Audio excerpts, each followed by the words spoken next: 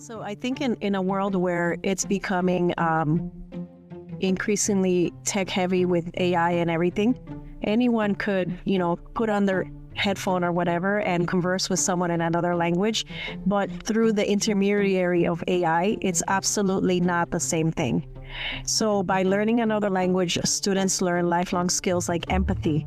They learn how to recognize different perspectives, how to situate cultural perspectives in a certain context, how to understand why people do the things they do, how to empathize with the problems that are happening abroad, and learning how the solutions that are also being created abroad, and how those solutions can then inform how we can take local action and national action in our own backyards. I'm a huge believer that we are all interconnected. And with world languages, as students learn about challenges abroad and what countries abroad are doing to solve those challenges, that can inspire them to take local action. This is where I bring in the civic engagement piece, which is very, very important to us. So we try to have at least one unit per year that engages the students in some sort of reflection and action.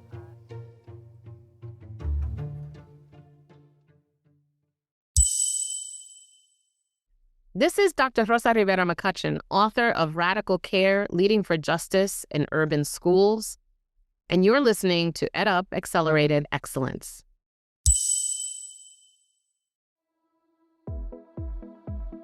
Welcome to the EdUp Accelerated Excellence podcast, and we would like to share an opportunity for educators to contribute to our XE Listening Tour. This week, take time to listen to a community member regarding their educational excellence and equity experience, because we believe that by listening, we unlock the engine for powerful educational transformation. Share your insights via voicemail at edupxe.com, and your comments may be shared on air with the podcast. That's the XE Listening Tour at edupxe.com.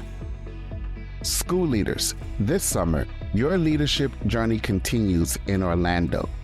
Join the National Association of Elementary School Principals for the National School Leaders Conference, July 13 through 15 at Disney's Coronado Springs Resort. Connect with principals, assistant principals, and education leaders from across the country for powerful conversations, practical strategies, and inspiration you can take straight back to your school community. For instructional leadership and school culture to wellness and success, this conference is designed for leaders at every stage. Learn more and register today at naespconference.org. That's naespconference.org.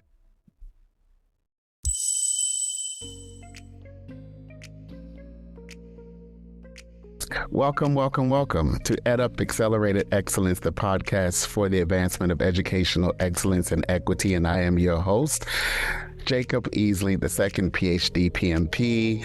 And today's guest is someone who's going to talk about a topic very near and dear to my heart, language learning, in particular foreign language. Having had my first job as a foreign language teacher in education, teaching high school in particular. So this just really warms my heart. Our guest is Maylén Sullivan, PhD.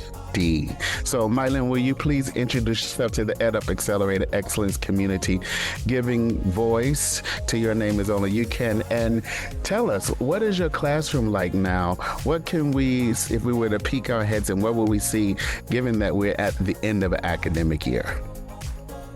Yes, thank you so much, Jacob. Really appreciate you having me on.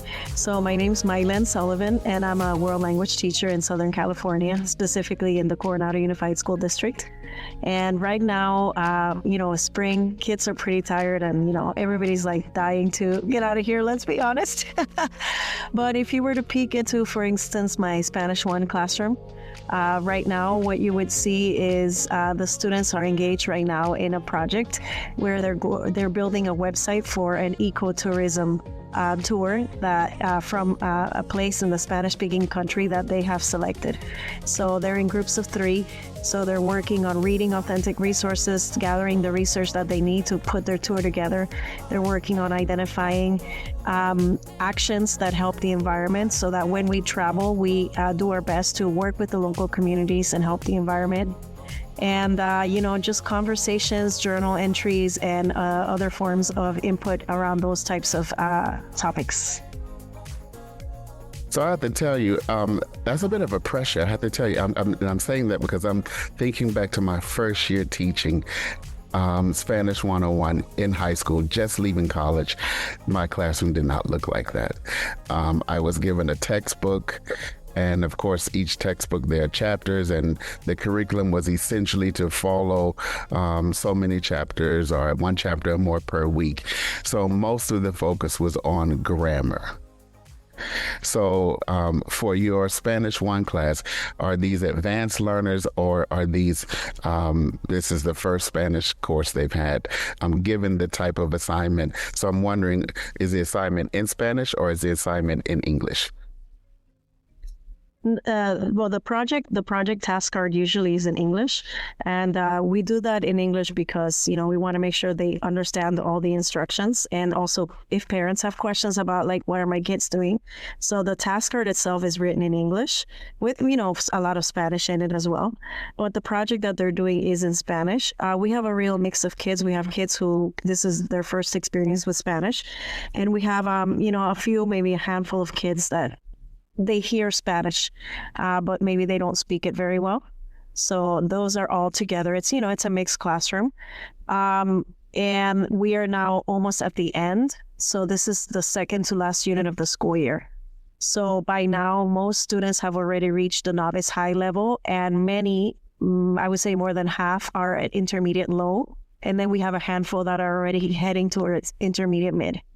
So I would say it's a real mix, but there is a lot of support in terms of the structure of the task card. There's a lot of center starters that are provided so that they know for all the different sections of the website, what could it sound like. In addition, I have provided them with a template, a fully developed website, which I made. That's like a sample of what it could look like. So essentially, they're taking the template, they're reading, and then they're going off and researching their own city or their own tour and changing the information. That's what they're doing. Oh, wonderful, brilliant. And, I had to keep in mind that, yes, you did tell us at the beginning that this is the end of the year.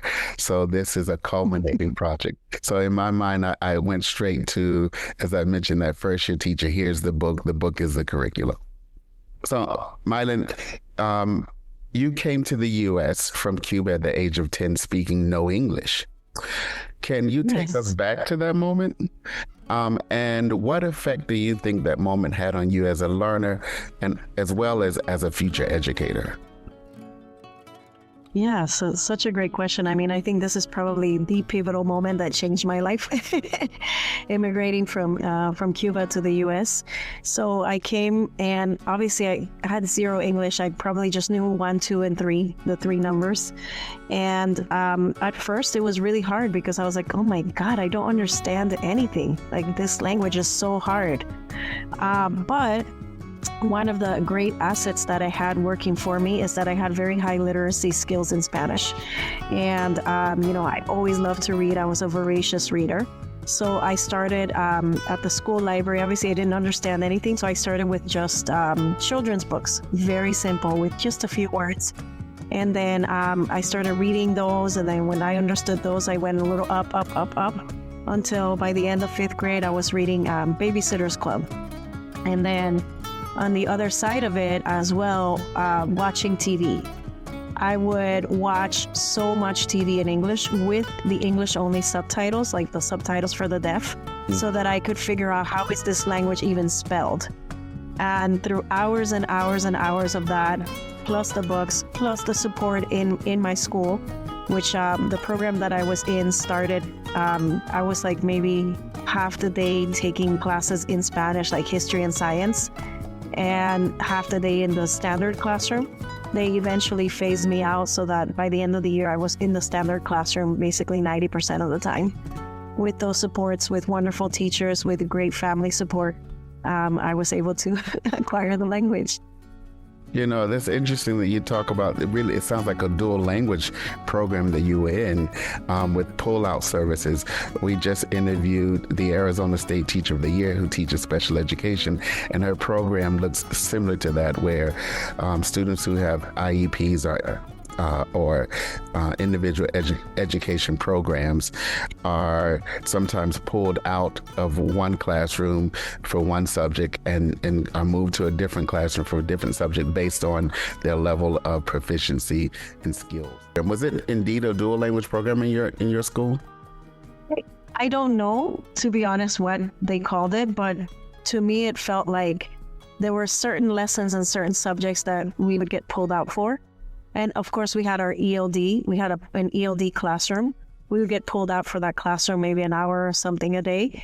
And then we would go back to the regular classroom with everybody else. And then the amount of time that we were pulled out would decrease as our English increased, is what I understood. So I don't honestly know what that's called. I'm not sure. But you mentioned 2 points in that experience, which I think we should probably highlight. One is you were already high proficient in your first language. And 2, you talked about, or you mentioned learning outside of the classroom. So listening to English programming and using the closed caption.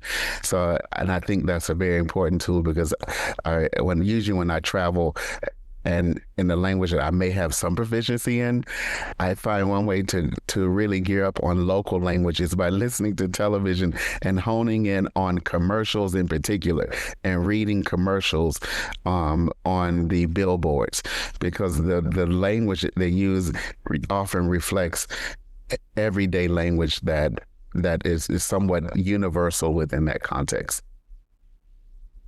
Yeah, I couldn't agree more. Just even like seeing how things are spelled, understanding how the sounds connect to the print, the idioms. I would watch like Babysitters Clubs, Full House, everything, all those things. So Babysitters Club, that's a show. That's the book. Sorry. That's a book. Okay. Babysitters Club was the book. Full House was the show, and I had other ones. I had a bunch. Yeah, because you said Full House, it took me right to television. So Babysitter's Club is a series of books. Yes, it's the little novels. Excellent. So you were named both the 2026 California Language Teachers Association of the Year teacher, as well as the Southwest Conference Language Teacher of the Year. So that represents California specifically, and then also a broader region. Can you talk about the difference in these two, and how profound is that to hold 2 awards at the same time, and how are they related or interplay with one another? Yeah, this is a great question. So these awards are kind of all part of the National ACTFL Teacher of the Year program. So ACTFL Language Connects is our national language organization, language teaching for language teachers. And so what it is if you win at the state level, then you go to the regional level, which is Southwest COLT. And Southwest COLT includes 9 states. So California, New Mexico, Arizona, Texas, I don't want to forget anyone, Nevada, Oklahoma, etc. I don't want to forget anyone. Hawaii as well. If you win at the regional level for the 9, in my case, it's 9 states, then you go on to the National ACTFL Teacher of the Year competition, which is then taking place in November. So in November, there will be 5 of us there, sort of engaging in the national process for that award. So this really is a gauntlet. What do you mean? So so there's a state, and then you go from state, you have to compete in sort of regional, and then from regional you go to the national. So it's sort of like whitewater rafting, where you're headed down some of these really heavy terrains to get to whatever would be the pinnacle, which would be the national, or finishing the finish line, and so to speak. Yes, and no matter what, for anyone participating in this, being one of the state representatives or maybe regional or maybe even obviously one of the national finalists, it's a great honor to represent the profession, win or lose. It's a great honor for your work to be highlighted and you sort of like have this sense of like, wow, okay, maybe what I do has some value. Maybe I can help others and I can collaborate with teachers from all over the U.S. So in preparation for each of those levels, so there are 3 levels, and you have achieved the award at the state and the regional levels. How do you get ready for each of those? Are there different strategies for each level? And then I'm sort of double barreling these questions, but the next one is how impactful has this been for you in just preparing for the competition? That's a great question, and it's a little different per level. It gets a little more complex in terms of the number of things you have to put together to participate in the competition. For the state level, you have to have won like a state outstanding teacher or outstanding teacher leader prior, so a year or 2 prior or any time. So for that one, you are nominated by a colleague for your accomplishments and your service to the profession and the things you've done. So once you've won that one, then you can apply to become your state's Teacher of the Year. For the State Teacher of the Year application, there's like a small little essay and things you have to do, and then an interview. So if you are selected for that one, then you have to put together a very substantial portfolio for the regional competition. And as you can imagine, a portfolio will include letters of recommendation, videos of you teaching, reflections, student work samples with more reflections and more reflections, more reflections after that. And you have to show evidence of your professional accomplishments, how you've been engaged in leading others professionally, et cetera, et cetera. And then when you show up at the regional conference, you have an interview and you also have to give a 5-minute policy speech, which has to be entirely memorized, no notes. And obviously, written by you on a topic that you care about. So I would say that's about 90%. Now, as I head into the national competition, the portfolio is, as I said, 90% done, but there's certain parts of it that need to be redone. Like you need a 20-minute teaching video versus a 10-minute one. And you need now a 5 to 7 minute policy speech and so on, which may not necessarily be the same thing that you did before. It could be something different, right? So there's quite a lot of work. The value for me has been reflecting on my practice. It's always great to just really not just reflect to be proud of everything you've done. That really helps, but also reflect to see what areas I still want to grow in. Things that I still want to learn about. And there was something else I was going to say. So the value in reflecting, and it just also seeing in putting together the portfolio and gathering all the materials, you realize everything that you have done.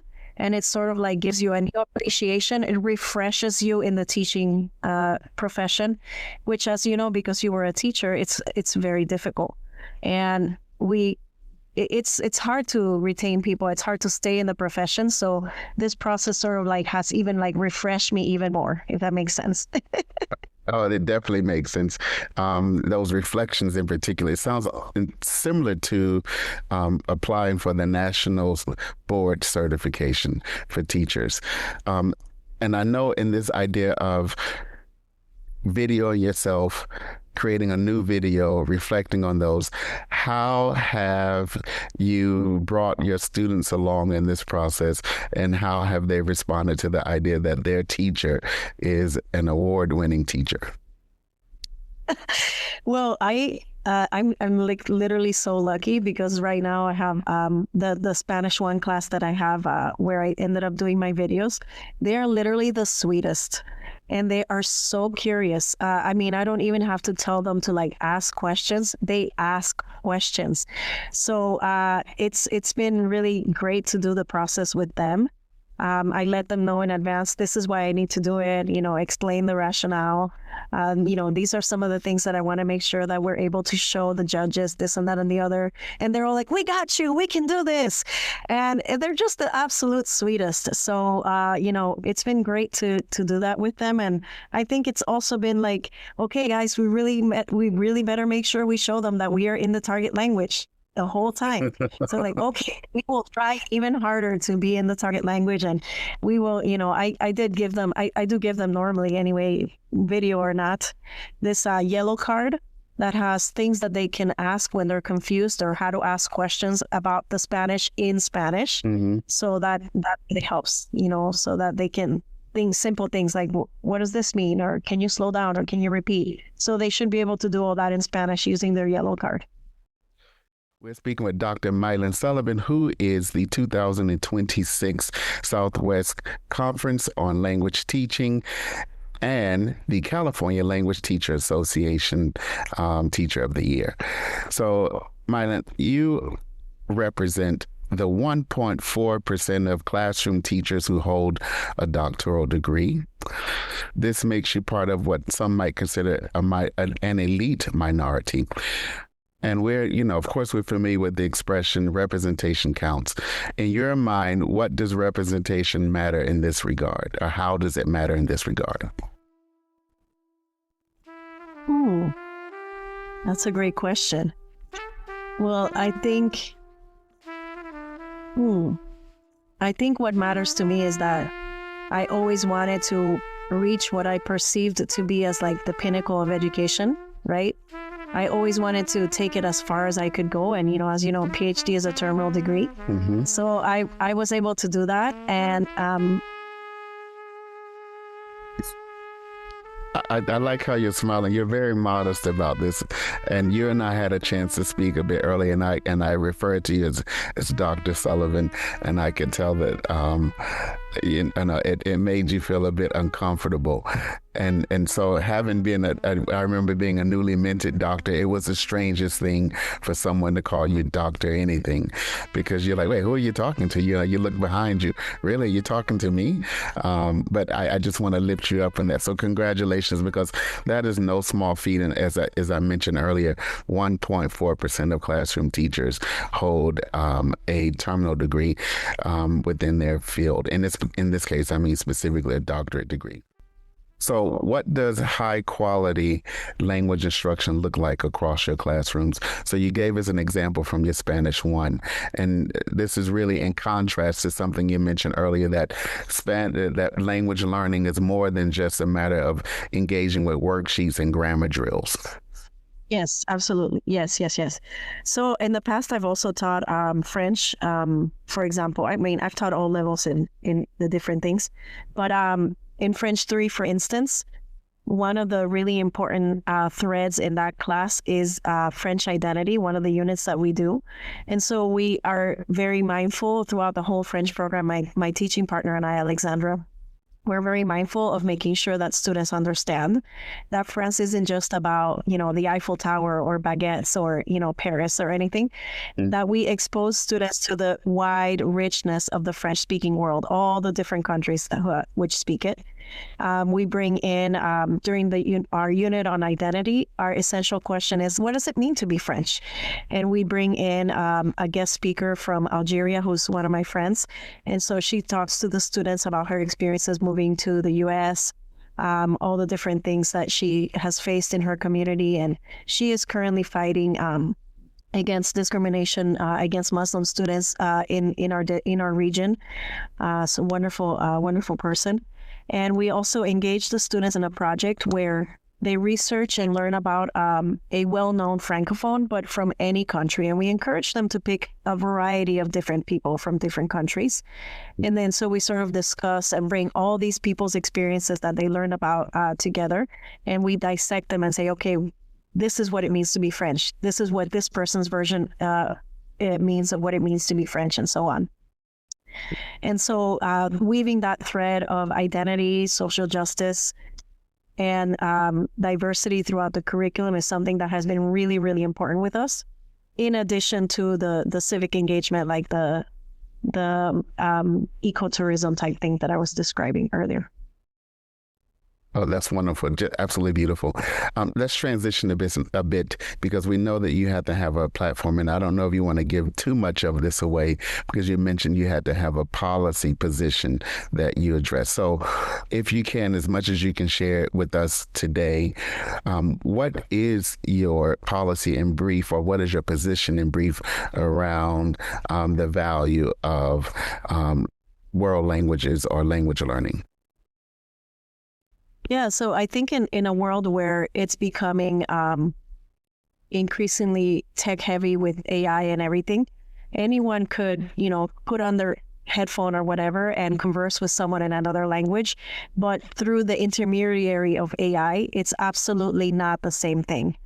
So by learning another language, students learn lifelong skills like empathy.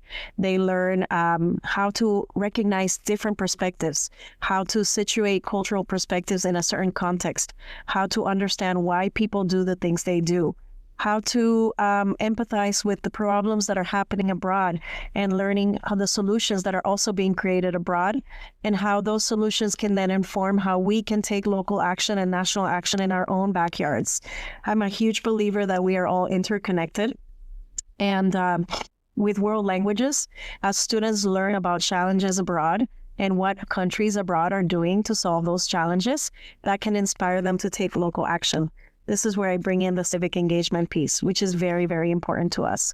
So we try to have at least 1 unit per year that engages the students in some sort of reflection and action on a civic project.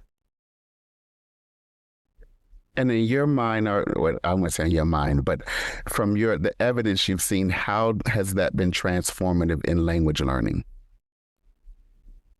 So I think that a lot of the times, because languages has been taught traditionally in such a rote manner of like, learn this chart, memorize these 20 words, and then apply them, right? Mm-hmm. Mm-hmm. A lot of the times, because languages has been taught like that, kids don't really understand the value of it.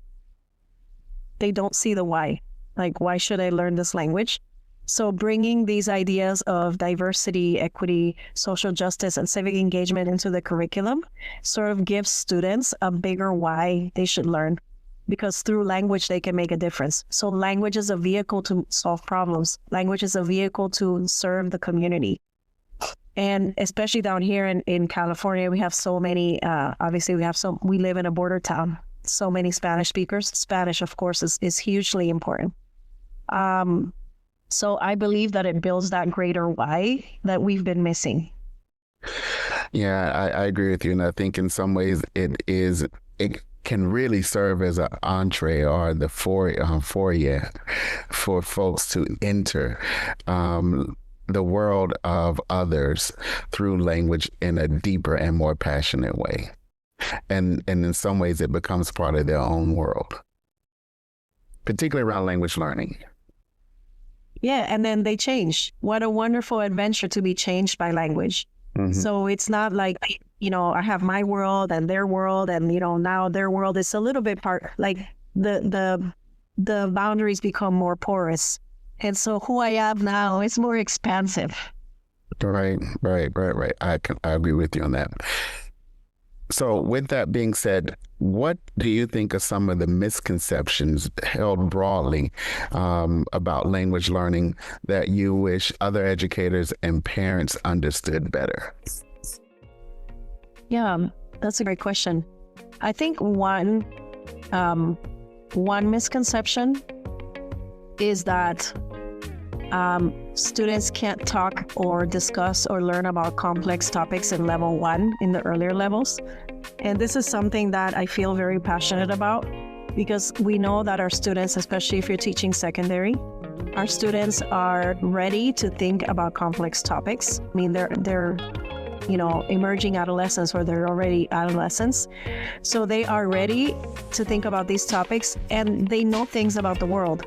They might not know them in Spanish, but they know things about the world in their own languages, and with their own language backgrounds. And so really, in a Spanish 1 classroom, yes, of course, there's the basics that we need to teach and whatever the community wants to learn with that. But we can also strive to create a curriculum which is really meaningful and scaffolded for the language, so that we are giving them the linguistic tools they need to discuss the topics that they are interested in and that they should be discussing. So I think that's one big misconception. Yeah, I think if I had to sum all of this up, this really is about connectivity.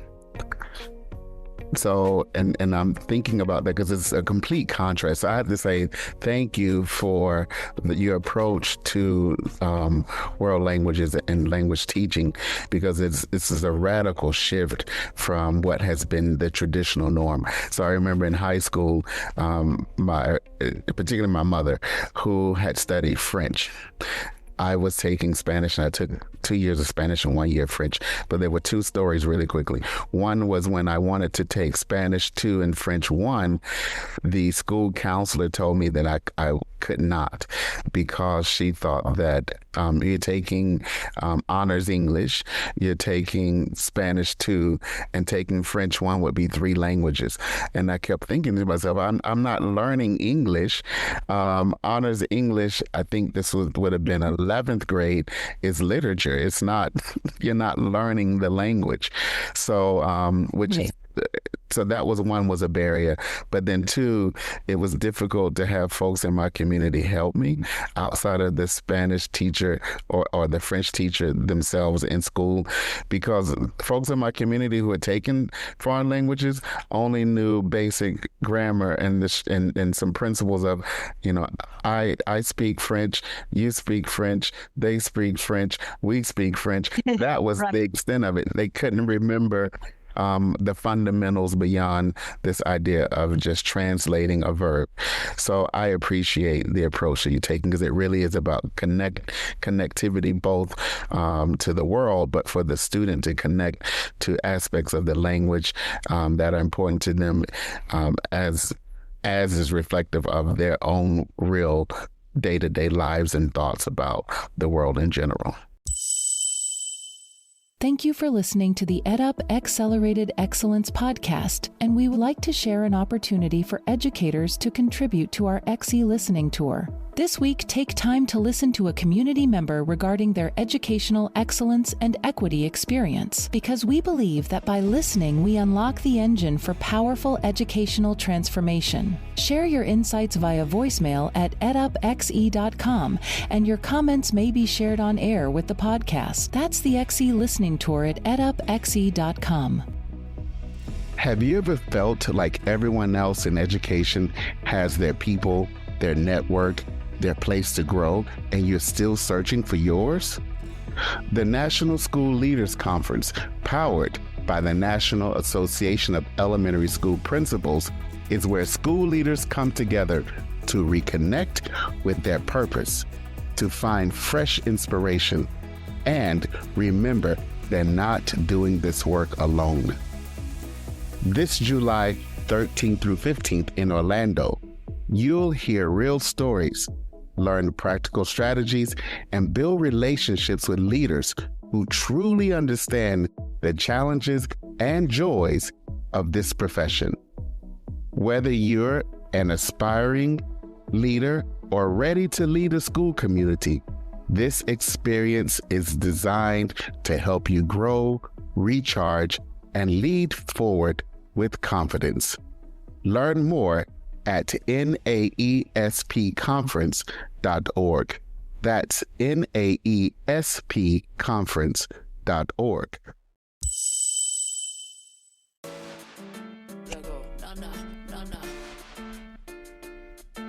So you talked about also not just in your classroom, but this idea of study abroad and the importance of removing financial barriers for study abroad. Why is access to study abroad opportunities important from your perspective, and what impact have you seen when students have the opportunity to study abroad? Yeah, absolutely. This is an area that I'm actually really passionate about, so I'm glad you're asking. So, I mean, when you think about it, unless there are some students that have access to travel and they travel a lot with their parents, and that's fine. But unless you have access to that, I would say the vast majority of high school students don't have the opportunity to study abroad. And if all of us listening right now could just picture their first time, if they have their first time traveling to another country and being in a culture and trying to understand what's going on and just really immersing themselves, you could probably think it was probably one of the most powerful learning experiences of your life, right? So I think that the younger that we can provide students the ability to do that, the better. So in the high school, we work on students applying for travel scholarships through CIEE, and we get the students going to study languages, to study, STEM, robotics, business, art, culture, a bunch of different things, whatever they're interested in. And honestly, they come back 100% more confident. Well, one of my students said 300% more confident. Okay. than they left because, it's just they have to be on their own. They have to figure things out. Yes, they have a lot of support, so, they're not going to fail and, nothing's bad's going to happen. But they have to figure out how to be on their own 2 feet, how to ask for help. They connect with people who are native speakers of the language, who are teaching them the language. Then they go out into the community and they actually go to a restaurant and they order and in the language, and they do all these wonderful things that really also help them grow their intercultural skill set. I think it's a wonderful opportunity that should be accessible to everyone. So if you're a multimillionaire listening, please donate to Students Study Abroad. Students study abroad. There you go. There you go, folks. There's your challenge, and one way to engage, definitely by supporting this program and that opportunity. One way to support the programming opportunity for students to study abroad, for sure. Thank you for that. I'm going to ask you to dream a bit, if you will.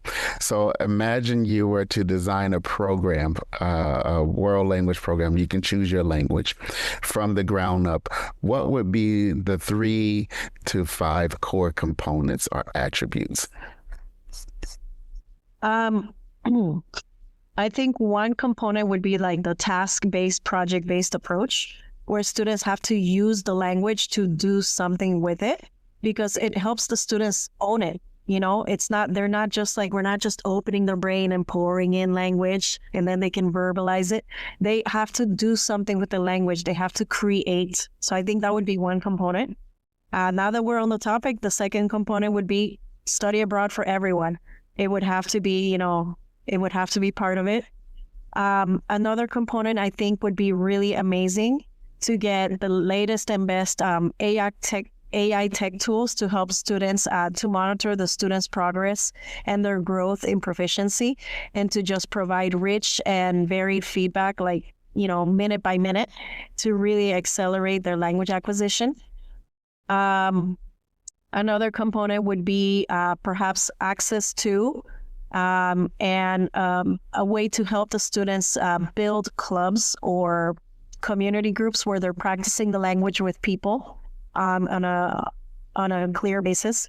And then my final component would probably be this has been really fun to think about, but one that I would take away grades, because I do think that now I wouldn't take away assessment and knowing where they are, but I would definitely take away grades, because I think that they get in the way of true learning and true curiosity for many kids. Okay, I'm laughing now externally because I'm going to give you some insights into a recent situation, which is definitely, and I use grades as the example. I was evaluating a staff member. So the person had completed their self-evaluation, but I had to give my evaluation. And of course, the ranking went, I don't know what was at the bottom, but meets expectations, exceeds expectations, and one is sort of in some ways super exceeds. And there were some few descriptions of tasks and roles for each area, but there were no metrics of quality to define meets, exceeds, or super exceeds. And so we had this discussion because, of course, overall, the evaluation was fine. But for some of the metrics, I was told, last year I got this level. And I said, here's the issue with these levels is there's no sort of qualitative or descriptive language around each of the levels so that we can have a common conversation. So overall, it means great. So their interpretation was meet is a grade of C. And I said, actually, I don't interpret it as grades. So to me, it's a quality, but not necessarily a grade. And I said, so this is one of the errors, one of the shortfalls of the current evaluation system when we don't have clear metrics, because it's still so subjective. So you're absolutely right about this idea of grades, because grades mean certain things to different people. Yeah. Oh, I was going to say, to follow up on what you said, by not having clear metrics, like you don't have a clear rubric. Is that what you mean? Right. And it's descriptive rubric. Yeah. Even descriptive rubrics can be biased and can be not fully. In other words, in order for the rubric to work, you have to calibrate it. Oh, you have to calibrate it with your peers. You have to have evidence. Okay, this is what meets looks like. This is what we're looking for. And this is where I think a lot of these hopefully new AI programs and dashboards that are being built to help accompany students in their language acquisition journey, where they can really help us make this a lot easier. Right. So you think about that's on the instrumentation or development of instrument. So from my perspective, valid, reliable, and bias free. And so getting to those three levels, you're absolutely right, requires community and requires calibration. And it has to make sense not only for the developers, but ultimately it has to make sense for the users who are the students, so that when you mark someone on this at any level, just the marking by itself, there's enough descriptive language and clarity in the language and the examples that serves as a form of feedback. And students should readily agree, if they're honest with their assessment, that the outcome, if it's now valid in terms of inter-rater reliability in this regard, who's rating it is also rating the student properly. And that brings me to the point, I did want to add a fifth one then, or a sixth one, I don't know which one that is, that students should have the opportunity to reflect on their growth, self-assessment, portfolios. I think these are great tools as well to have in the Dream World Language Program. Mm-hmm. I agree with you, definitely. That almost sounds like, in some ways, your application for your state and regional awards. So what advice would you give to folks who might be interested in foreign language teaching, in particular, so teachers? What would you say to them that would attract them to the profession? And again, since I've been double barreling your questions, the second part of that would be, what would you say to school administrators and policymakers? What needs to happen to keep those folks in the classroom? Yeah. So the first question is, what I would say to them is, well, do it if you're interested in it, right? If you're not interested in it, I would never force you to do something you're not interested in. But if you're even, remotely interested in languages, you love the idea of helping young people grow and acquire another language, and essentially you're changing their lives, because a new language changes your life. I would say it's one of the most rewarding careers that one could ever have, seeing the growth in young people. So that is so worth it. And seeing the difference that you have, that, I have students still contact me years after, telling me what they ended up doing with their careers and how I impacted them, et cetera, et cetera. It's so wonderful to see that what you do makes a real difference in society. So that's number one. And number two, for policymakers, we have some real obstacles that we need to solve. The salaries, And I know I'm at the opposite end of the pay scale now with a PhD and everything, but teacher salaries are not anywhere near worth what teachers are worth. So double it, triple it, quadruple it, quintuple it, I don't know. We need better salaries, and then we also need better systems of support within school districts, which I know can be really, every school district is very different. We need better systems of support to keep those teachers in, to keep them invested in their growth, to keep having coaches and planning partners and collaborative partners and people to bounce ideas off of, because teaching can be a very isolating career. But by building all these networks of support, systems of support, teachers will stay. If you are satisfied, if you feel that you are growing and you are continuing to make a difference, they will stay. Well stated indeed. So, Dr. Maylén Sullivan, I have absolutely appreciated this opportunity to learn with and from you. But before we end, I have to ask, what is next for you, either at your school level? I know you will be competing in the National Language Teacher Competition. 5 of you, is that correct? In November, yeah. You currently hold the Southwestern Regional Language Teaching Award for 2026, as well as the California State Language Teachers Association Award. So the award is coming next in November, but what else is next for you, and how might the EdUp Accelerated Excellence community engage? Yeah, so what's next? I've got a couple conferences coming up this summer. I have the ATDLE conference in San Diego, which is for dual language education. So come check it out if you'll be here mid-June. And then I have the World Languages Summer Seminar. I definitely want to plug this event. It's for any world language teacher across the U.S. And we've even had people from abroad sign up and come to beautiful sunny Santa Barbara in mid to late July for 5 days for an intensive experience where you can sign up. There's a number of different workshops. There's workshops for Japanese, Chinese teachers, Spanish teachers. I will be teaching the Spanish teachers strand with my friend and dear colleague, Michael Silva, also a longtime veteran educator in the San Francisco Bay Area. So definitely, if you're interested in growing your professional practices, updating your skill set with the latest frameworks, with the latest standards, the World Languages Summer Seminar in Santa Barbara is the place to be.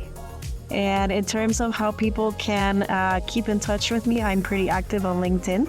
So you can just look for me and my name on LinkedIn. So we would definitely add those to the show notes. And again, I want to thank you for this opportunity to learn with and from you here at EdUp Accelerated Excellence as we seek to advance educational excellence and equity. It was a real pleasure talking to you, Jacob. We've enjoyed it. Thank you so much. Thank you for engaging with EdUp Accelerated Excellence, a member of the EdUp Experience network of educational podcasts. And we encourage you to participate in our XE listening tour by listening to the educational stories of others and sharing your thoughts with us at edupxe.com. School leaders join us at the National Association of Elementary School Principals Conference in Orlando, Florida, July 13th through 15th. Learn more and register at naespconference.org. You can find this and other episodes on Spotify, iHeartRadio, Apple Radio, YouTube, and other outlets where you listen to your favorite podcast. If you like this episode, don't forget to follow us and share within your network. To leave a comment or suggest a guest, contact us online at edupxe.com. A special thanks to our research assistant, Emma Worthington, a PhD student of Fordham University's School Psychology program. And we want to hear from you. If you have feedback on this or other episodes, or would like to nominate a guest, contact us online at edupxe.com, where you can leave an email or a voice message. That's edupxe.com.